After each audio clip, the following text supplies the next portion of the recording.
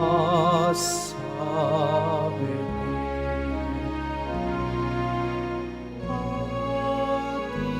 dalangin ang batang manigas ngayong dalangin ating ngayong dalangin dalangin sambahin siyang Panginoon.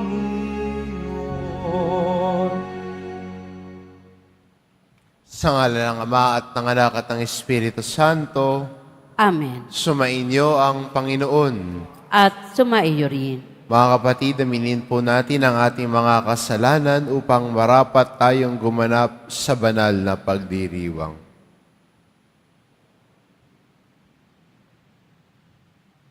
Inaamin ko Sa makapangyarihang Diyos at sa inyo mga kapatid, na lubha ako nagkasala sa isip, sa salita, sa gawa at sa aking pagkukulang.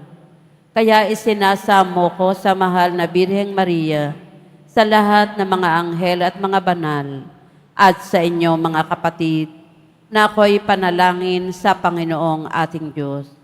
Kaawaan tayo ng makapangyarihang Diyos, patawarin tayo sa ating mga kasalanan, at patnubayan tayo sa buhay na walang hanggan. Amen.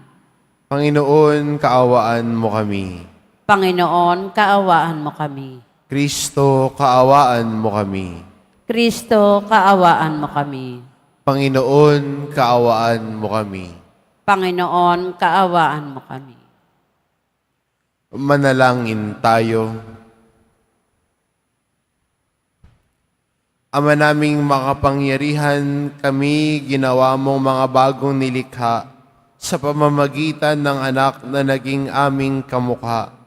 Ipagkaloob mo sa amin ang pagpapala na kami maging gaya niyang dakila, pakundangan sa kanyang pag-ako sa aming dalita. Bilang tagapamagitan kasama ng Espiritu Santo, magpa sa walang hanggan. Amen. Magsiupo muna ang lahat.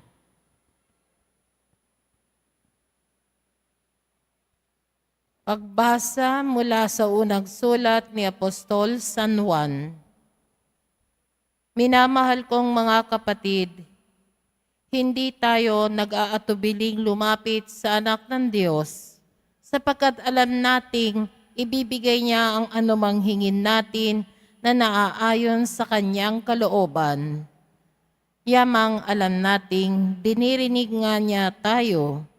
Alam din nating ibinibigay niya ang hinihiling natin sa kanya. Kung makita ni Numan na ang kanyang kapatid ay gumagawa ng kasalanang di hahantong sa kamatayang espiritual, ipanalangin niya ang kapatid na iyon, at ito'y bibigyan ng bagong buhay. Ito'y para sa mga kapatid na ang kasalanan ay hindi hahantong sa kamatayang espiritual.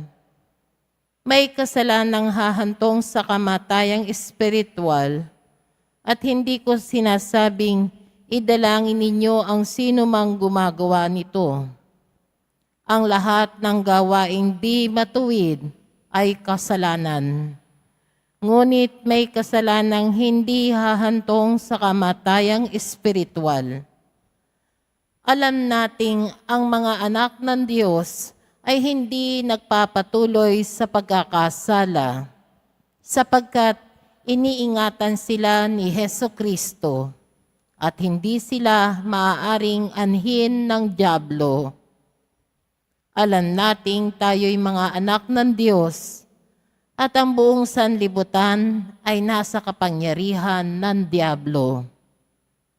At nalalaman nating naparito ang anak ng Diyos at binigyan niya tayo ng pangunawa upang makilala natin ang tunay na Diyos. At tayo'y nasa tunay na Diyos sa kanyang anak na si Hesukristo. Ito ang tunay na Diyos at buhay na walang hanggan. Mga anak, lumayo kayo sa mga Diyos-Diyosan. Ang salita ng Diyos. Salamat sa Diyos. Panginooy nagagalak sa hirang niyang mga anak. Panginooy nagagalak sa hirang niyang mga anak.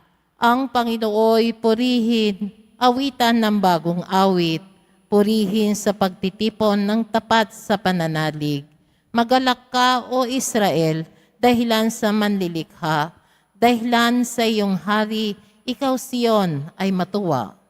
Panginooy nagagalak sa hirang niyang mga anak. Purihin sa pagsasayaw, purihin ang kanyang ngalan, alpat tambol ay tugtugin at siya ay papurihan.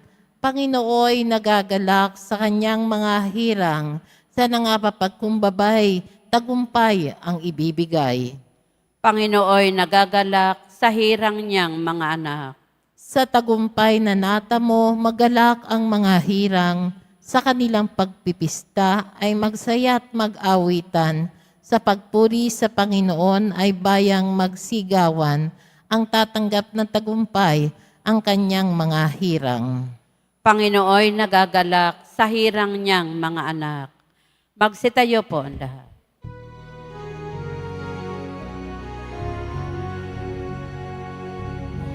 Hallelujah, Hallelujah, Hallelujah, Hallelujah. Bayang nasa kadiliman, sa lilim ng kamatayan, ngayon'y naliliwanagan. Hallelujah, Hallelujah, Hallelujah, Hallelujah.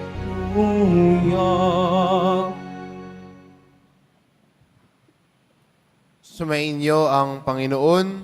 At sumaiyo rin. Ang mabuting balita ng Panginoon ayon kay San Juan. Papuri sa iyo, Panginoon. Noong panahong iyon, si Jesus at ang kanyang mga alagad ay nagpunta sa lupain ng Judea.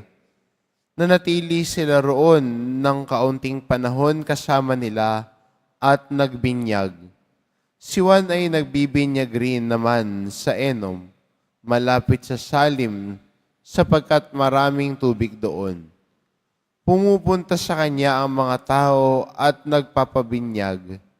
Hindi pa nakabilanggo noon si Juan. Minsan, nakatalo ng mga alagad ni Juan ang isang Hudyo tungkol sa tanging pamamaraan ng paglilinis.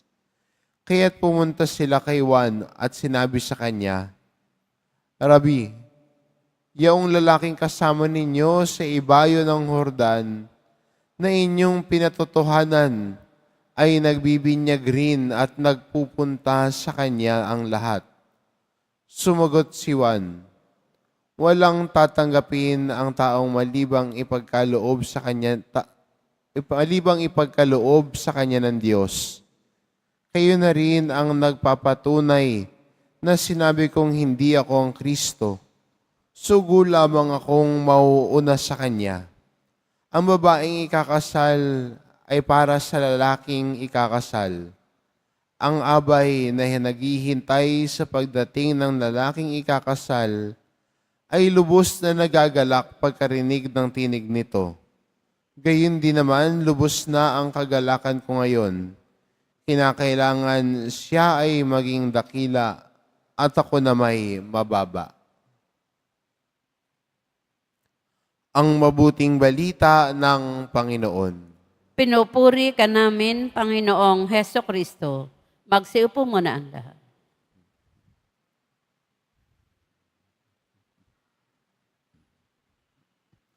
Magandang bigyang diin at pansin si Juan sa ating ebanghelyo na si Jesus ay nagbibinyag na rin kasabay ni Juan.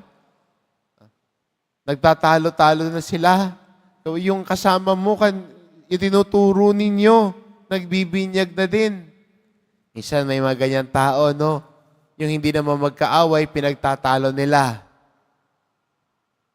Yung hindi naman magkaaway at pagkakasama sa paglilingkod, pinag-aaway at pinagtatalo. Bakit kaya gano'n, no? Dahil ang pumapasok sa isip ng tao ay may dagdag na naman, may kahati, may kakumpetensya. Yung nagsumbong kay Juan, ang iniisip niya, may kompetensya. Minsan, ganyan din tayo mga Kristiyano. Nansusulsul ba? Pero sa malinaw kay Juan ang kanyang misyon. Ang sabi niya, ikinagagalak ko na narito na siya. Kailangan na siya ang maging dakila, ako na may bababa. Malinaw sa kanya ang misyon niya. Kaya kahit may sumulsul sa kanya, na may papansin na sumusulsul sa kanya, malinaw kay Juan, hindi ako ang Mesiyas. Alam niya, si Jesus ang Mesiyas. Kaya dahil nariyan na si Jesus, tatabi na siya. Sasangtabi na siya. Aalis na at magpapakababa na siya. Para si Jesus ang mas maging dakila. Maganda rin, no, para sa atin bilang Kristiyano, na sana tulad sa inspirasyon ni Juan, minsan tayo mga deboto, si Jesus ang mas dakilain natin. Hindi yung ikaw yung sasapaw pa kay Jesus. Hindi yung ikaw pa yung gustong makihati sa spotlight at limelight ni Jesus. Ang lingkod, nagpapakababa. Ang lingkod, nasa tabi lang. Hindi siya ang nasa gitna. Hindi siya yung mapapansin ng lahat. Nasa gilid. Sa gigilid. Kasi kung ang lingkod gusto sa gitna at nakikita ng lahat, may tawag tayo diyan. Papansin. Diba? Kung ang atensyon naman hindi para sa iyo, gusto mo na, pero ikaw gusto mo ng atensyon, papansin ang tawag doon. Para kay Juan, malinaw sa kanya, the attention should no longer be on him because Jesus is already there. Kay Jesus na dapat pagpunta ang tao at siya ngayon magpapakababa na. Tatabi na. Maganda pa sa atin, no, bilang deboto at nagmamahal kay Jesus. Sana malinaw din sa atin na ang kapurihan at kadakilaan ay hindi sa atin sana mapunta, kundi kay Jesus. Ang atensyon ng tao at debosyon ay sana hindi sa deboto mapunta, kundi kay Jesus. Ang pagpapahayag ng pananampalataya hindi sana sa atin ang atensyon, kundi kay Jesus. Nang ang iba ay mas magmahal kay Jesus, ang iba ay mas sumunod kay Jesus tulad ng pagsunod mo sa Kanya.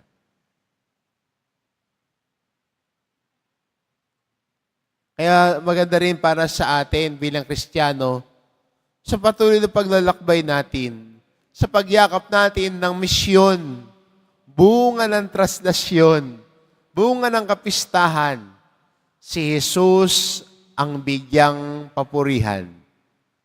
Si Jesus ang iangat, hindi tayo mga lingkod.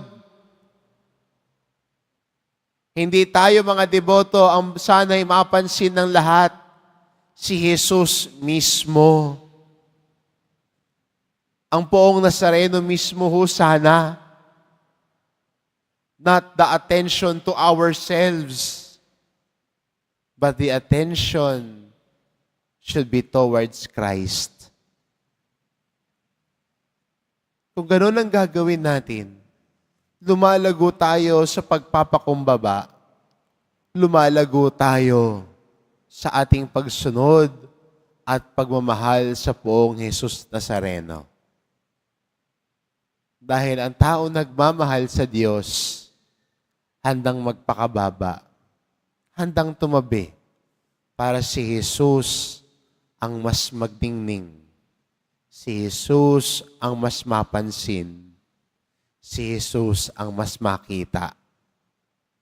Kaya magandang imbitasyon at hamon sa atin ito sa ating paglalakbay na ito. 2 araw pagkatapos ng kapistahan, sana ay mas lumalim tayo sa ating debosyon sa mahal na pong Jesus Nazareno. At ang paglalim ng debosyon natin ay si Jesus ang mas maging dakila at tayo ang maging mababa. Amen. Magsitayo po ang lahat.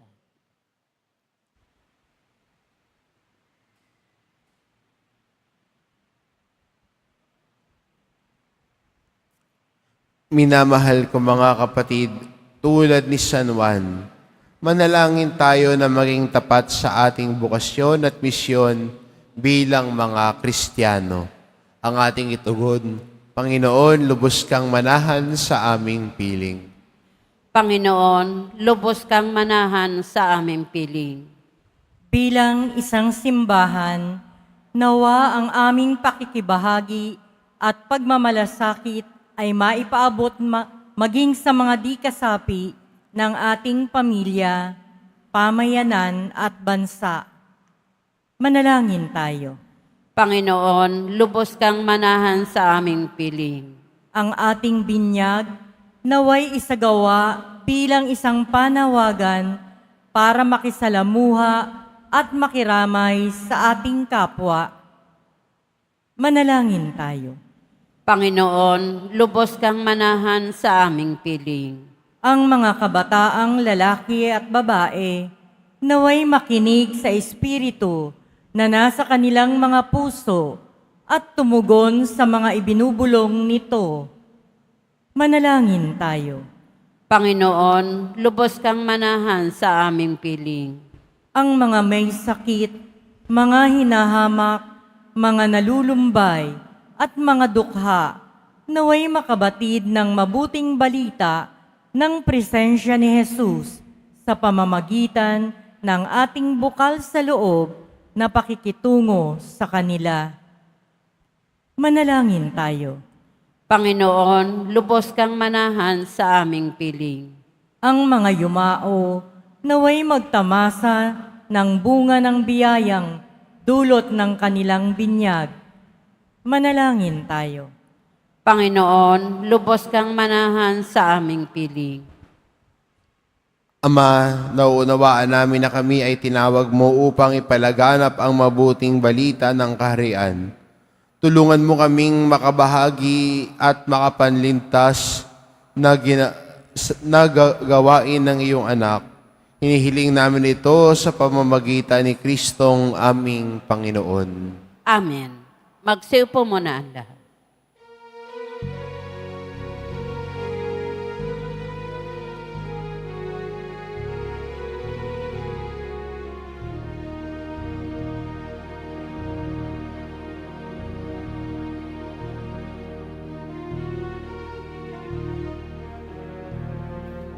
Ako ay isang batang pastol, napatungo sa Benen. May dala na maiaalay kay Jesus sa sabsaban.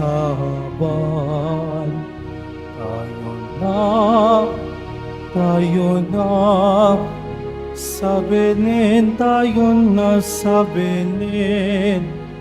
At doon kay sarap magawitan sa tabi ng sabsaban. Tayo na, sa Benen tayo nga sa Benen, at doon kay sarap magawitan sa tabi ng sabsaban.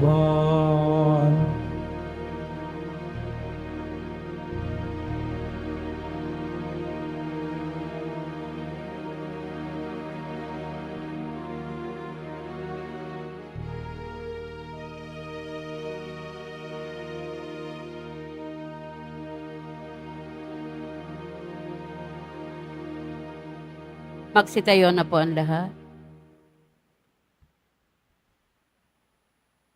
Manalangin kayo mga kapatid, ito pang ang paghahain natin ay kalugdan ng Diyos amang makapangyarihan.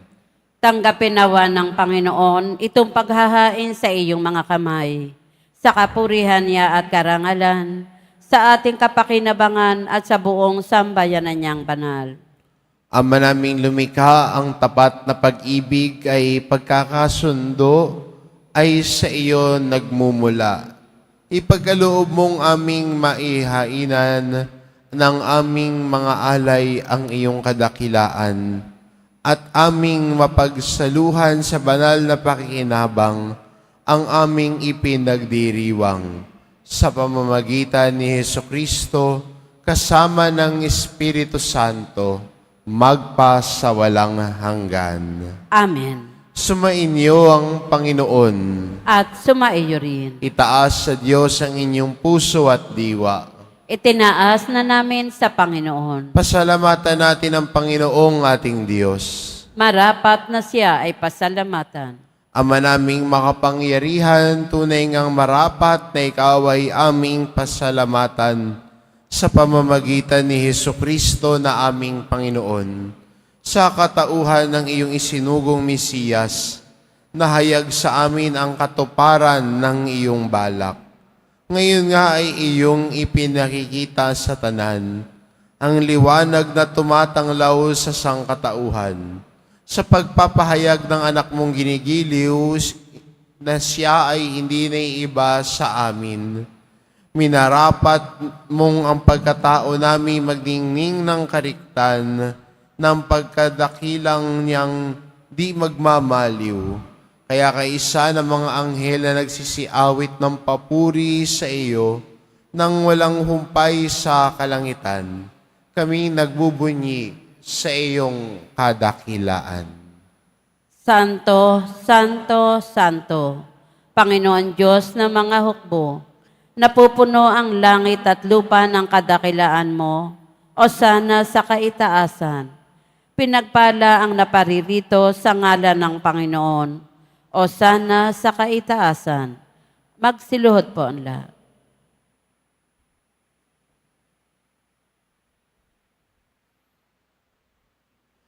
Ama naming banal, ikaw ang bukal ng tanang kabanalan, kaya't sa pamamagitan ng iyong Espiritu gawin mong banal ang kaloob na ito, upang para sa amin maging katawan at dugo ng aming Panginoong Hesukristo. Bago niya pinagtiis ang kusang loob na maging handog, hinawakan niya ang tinapay, pinasalamatan kanya. Pinagati-hati niya iyon, iniabot sa kanyang mga alagad at sinabi, "Tanggapin ninyong lahat ito at kanin, ito ang aking katawan na ihahandog para sa inyo."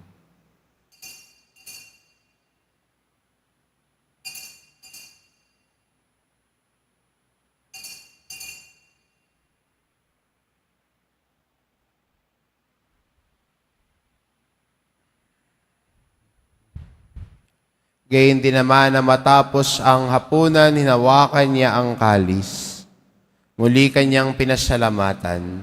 Iniabot niya ang kalis sa kanyang mga alagad at sinabi, "Tanggapin ninyong lahat ito at inumin ito ang kalis ng aking dugo, ng bago't walang hanggang tipan.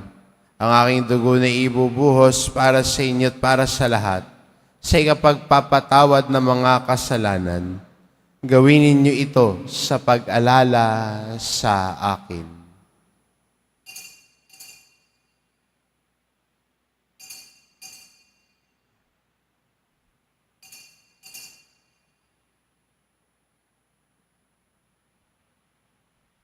Tumayo na po ang lahat.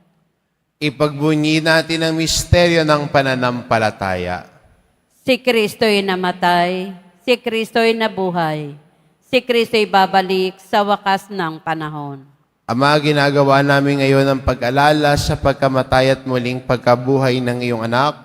Kahit inaalay namin sa iyo ang tinapay na nagbibigay buhay at ang kalis na nagkakaloob ng kaligtasan. Kaming nagpapasalamat dahil kami iyong minarapat na tumayo sa harap mo para maglingkod sa iyo. Isinasamo namin kaming magsasalo-salo sa katawan at dugo ni Kristo ay mabuklod sa pagkakaisa sa pamamagitan ng Espiritu Santo. Ama, lingapin mo ang iyong simbahang laganap sa buong daigdig. Puspusin mo kami sa pag-ibig kay isa ni Francisco na aming Papa at ni Jose na aming Obispo at ng Tanang Kaparian. Alalahanin mo rin ang mga kapatid naming nahimlay na may pag-asang sila'y muling mabubuhay, gayon din ang lahat ng mga pumanaw. Kaawaan mo sila at patuloyin sa iyong kaliwanagan. Kaawaan mo at pagindapatin kaming lahat na makasalo sa iyong buhay na walang wakas.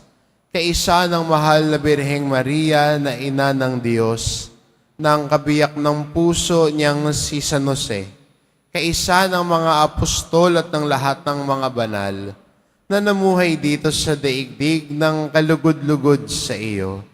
May pagdiwang nawa namin ang pagpupuri sa ikararangal mo sa pamamagitan ng iyong anak na aming Panginoong Heso Kristo. Sa pamamagitan ni Kristo kasama niya at sa Kanya, ang lahat ng parangal at papuri ay sa iyo, Diyos amang makapangyarihan, kasama ng Espiritu Santo, magpa sa walang hanggan. Amen. Sa tagubili ng mga nakagagaling na utos at turo ni Jesus na Panginoon natin at Diyos, ipahayag po natin ng lakas loob. Ama namin, sumasalangit ka, sambahin ang ngalan mo, mapasa amin ang kaharian mo, sundin ang loob mo dito sa lupa para nang sa langit. Bigyan mo kami ngayon ng aming kakanin sa araw-araw, at patawarin mo kami sa aming mga sala, para ng pagpapatawad namin sa nakakasala sa amin. At huwag mo kaming ipahintulot sa tukso, at iadya mo kami sa lahat ng masama. Hinihiling namin kami adya sa lahat ng masama pagkalooban ng kapayapaan araw-araw, iligtas sa kasalanan at ilayo sa lahat ng kapahamakan. Samantalang aming pinananabikan ang dakilang araw ng pagpapahayag ng tagapagligtas naming si Heso Kristo. Sapagkat iyo ang kaharian, at ang kapangyarihan, at ang kapurihan magpakailanman. Amen. Panginoong Heso Kristo, sinabi mo sa iyong mga apostol, kapayapaan ang iniiwan ko sa inyo, ang aking kapayapaan ang ibinibigay ko sa inyo. Tungayan mo ang aming pananampalataya at huwag ang aming pagkakasala. Pagkalooban mo kami ng kapayapaan at pagkakaisa, ayon sa iyong kalooban kasama ng Espiritu Santo, magpa sa walang hanggan. Amen. Ang kapayapaan ng Panginoon ay laging sumainyo. At sumaiyo rin. Magbigayan kayo ng kapayapaan sa isa't isa. Kordero ng Diyos na nag-aalis ng mga kasalanan ng sanlibutan, maawa ka sa amin. Kordero ng Diyos na nag-aalis ng mga kasalanan ng sanlibutan, maawa ka sa amin. Kordero ng Diyos na nag-aalis ng mga kasalanan ng sanlibutan, ipagkaloob mo sa amin ang kapayapaan. Magsiluhod po ang lahat.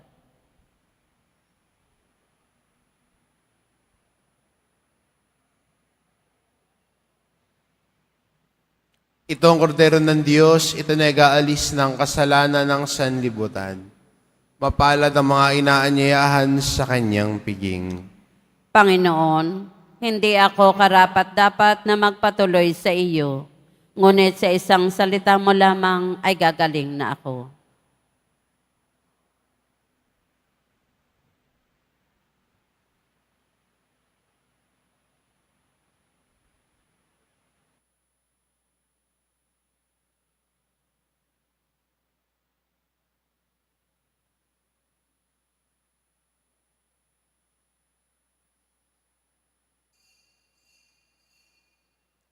Para sa lahat ng tatanggap ng banal na komunyon, sasagot po tayo ng amen.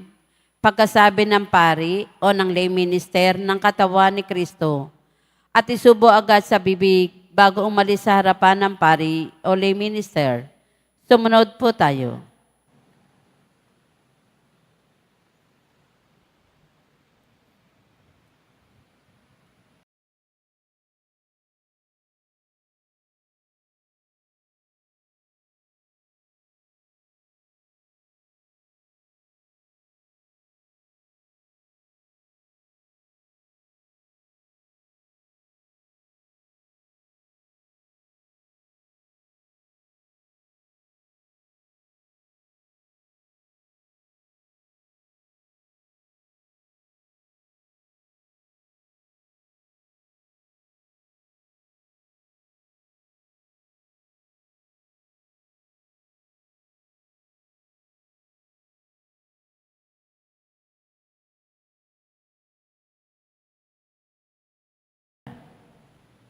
Manalangin tayo. Ama naming mapagmahal, kaming pinapagsalo mo sa iyong banal na piging, ay papakinabangin mo sa iyong dakilang pag-ibig ngayon at kailanman, upang pagkalipas na makaloob mong pansamantala, makamtan namin ang aming inaasahang pampalagian sa pamamagitan ni Hesukristo, kasama ng Espiritu Santo, magpa sa walang hanggan. Amen. Sumainyo ang Panginoon. At sumaiyo rin. Mahal na pong Jesus Nazareno, inihayag mo sa pamamagitan ng krus ang walang baliw na pag-ibig ng Diyos sa sangkatauhan. Pakinggan mo ang kahilingan lalo na para sa mga nangangailangan ng iyong tulong at awa. Makamtanawa namin ang iyong kasagutan na may utang na loob na tinatanaw.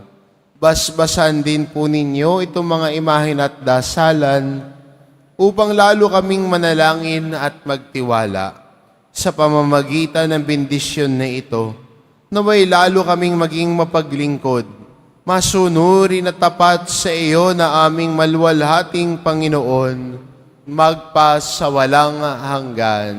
Amen. At pagpalain kayo ng ating mapagmahal na Diyos, ang Ama at ang Anak at ng Espiritu Santo. Amen. Umayo kayo, taglay ang kapayapaan ng poong Jesus Nazareno. Salamat sa Diyos.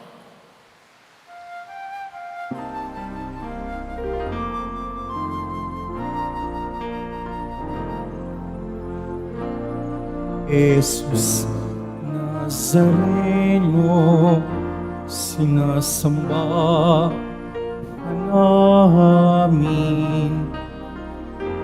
Pinipinto namin, aral mo ang aming buhay at kaligtasan. Padre Jesus Nazareno, iligtas mo kami sa kasalanan. Ang krus mo pinamatayan ay sagisag ng aming kaligtasan. Nuestro Padre Jesus Nazareno, dinarangal namin. Nuestro Padre Jesus Nazareno, inuwalhati namin. Nuestro Padre Jesus Nazareno, dinarangal namin. Nuestro Padre Jesus Nazareno, inuwalhati namin.